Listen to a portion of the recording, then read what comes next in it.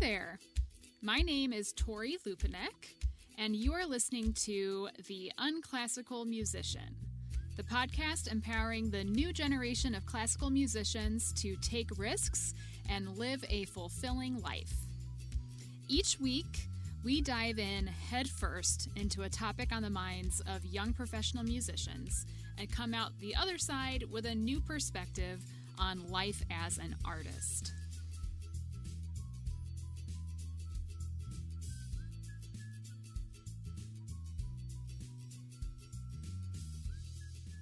Hello, friends, and welcome back to The Unclassical Musician, the podcast. Hope you're doing well. Hope you are enjoying the holiday season. Quick shout out to my Jewish friends. Happy Hanukkah. I know it's December 14th, the day that I'm recording this, and I'm just now starting to really sink into the holiday spirit. I feel like every year it takes me a little bit longer to start to feel festive, but I'm starting to feel festive now. And that warms my heart up a little bit. It also makes me feel festive that it's 40 degrees in Houston today, and that's weird, but I have my flannel shirt on, and it makes me feel more seasonal, you know? So today, getting right down to business, I want to talk to you about anxiety and performance anxiety. And this episode today, I'm going to read a little bit again from a blog post that I wrote 2.5 years ago on anxiety, and it's called "Being a Musician Made Me an Anxious Person," because that's true for me. If you heard that, that's Cope, a little shake. Hi, Cope. So I'm going to briefly read through some of this post, and again, I will link the actual blog post itself in the show notes. And then afterwards, I'm going to dig a little bit deeper into some fine details.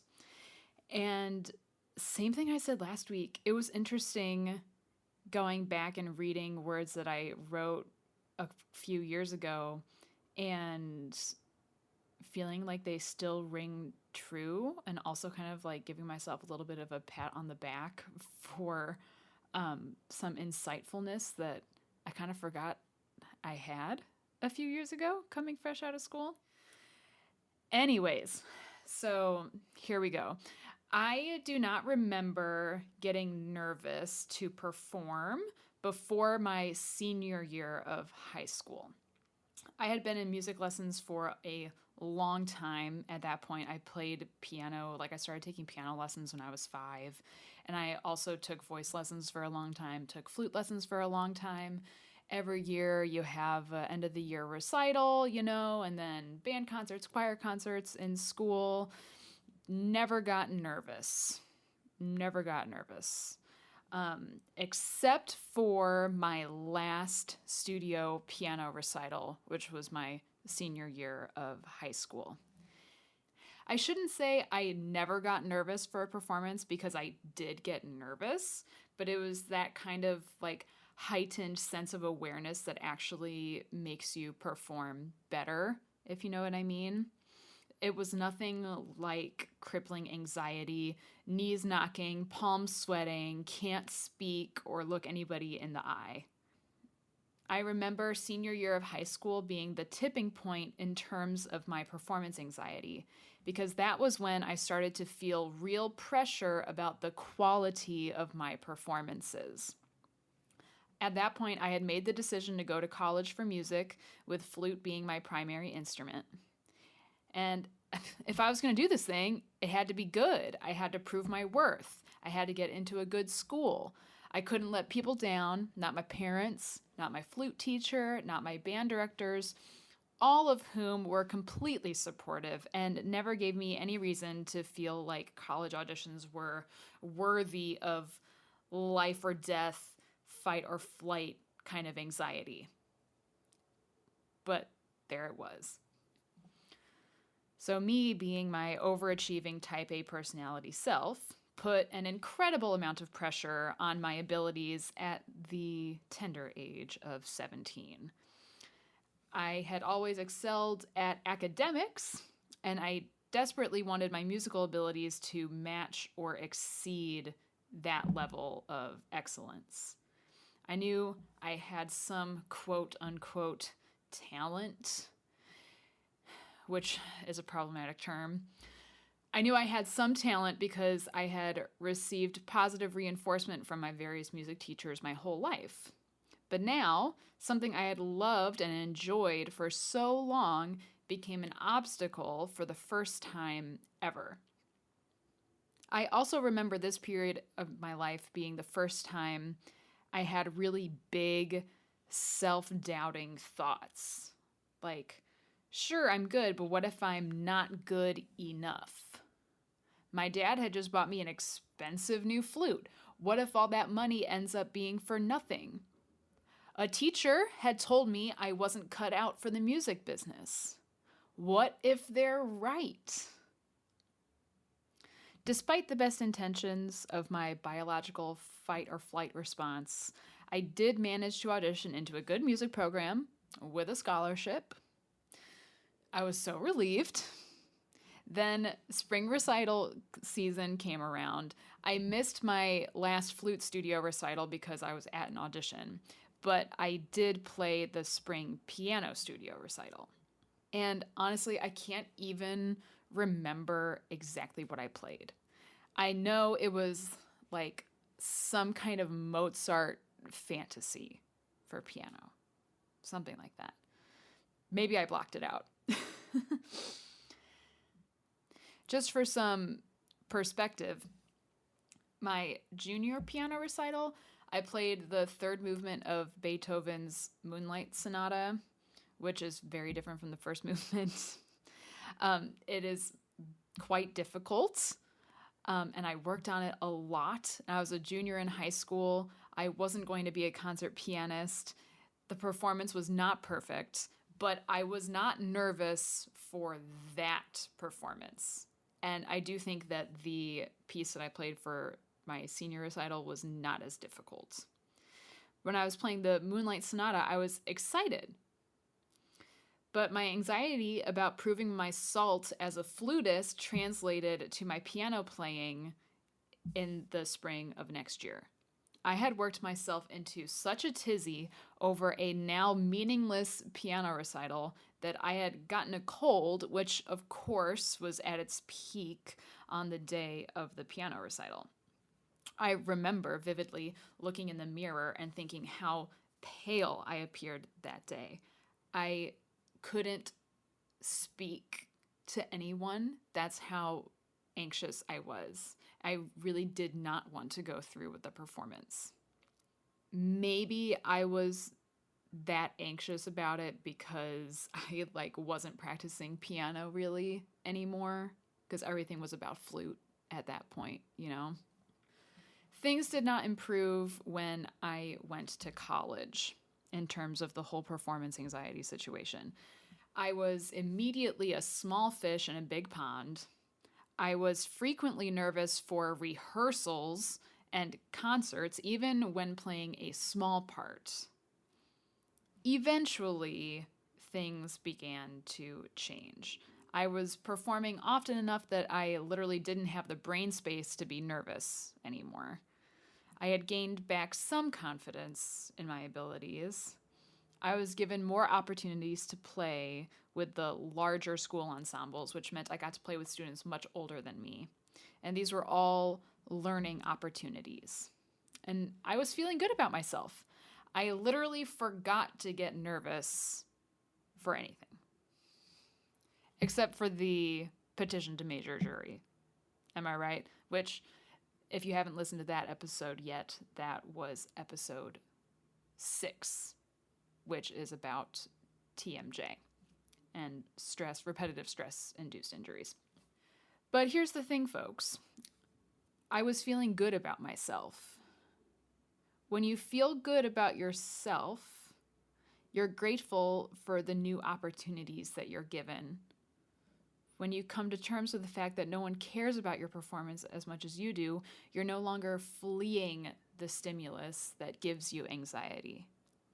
You're fighting for the opportunity to share your art.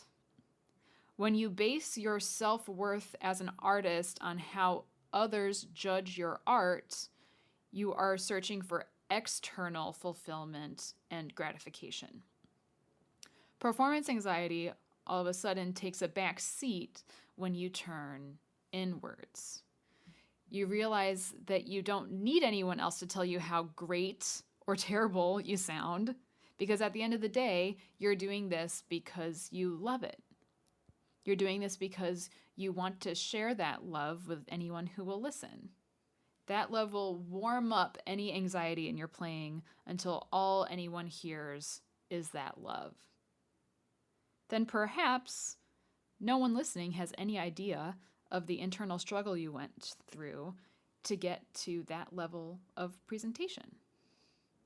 And this is where I get to the point where I can't believe that Tori from 2.5 years ago had enough insight to write this out, type it up, and put it out there for the world. Because since then, I have to admit, it is easy, it's all too easy to forget some of this.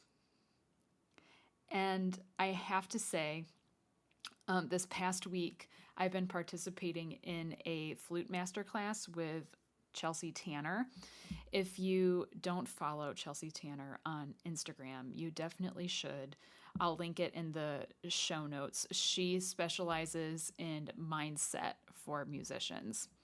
And last week we were talking a lot about the whole mindset and performance anxiety thing. And I was taking avid notes, writing everything down to remember all of this the next time I'm in a high intensity performance situation. And then I went back and I read this blog post and I realized some of that stuff I already knew. I had just forgotten that I knew it, which is crazy to me. So I have to say thank you to Dr. Chelsea Tanner. She's a flutist, but she does mindset for musicians. I would definitely check her out. Now back to the whole anxiety thing. I do wonder if there is a correlation between having social anxiety and performance anxiety. Do people without social anxiety experience performance anxiety? Or does anyone who has performance anxiety have a certain amount of social anxiety as well? Does that make sense? What would be the word? Are they mutually inclusive or exclusive?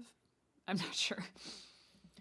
The Mayo Clinic says in social anxiety disorder, also called social phobia, everyday interactions cause significant anxiety, fear, self-consciousness, and embarrassment because you fear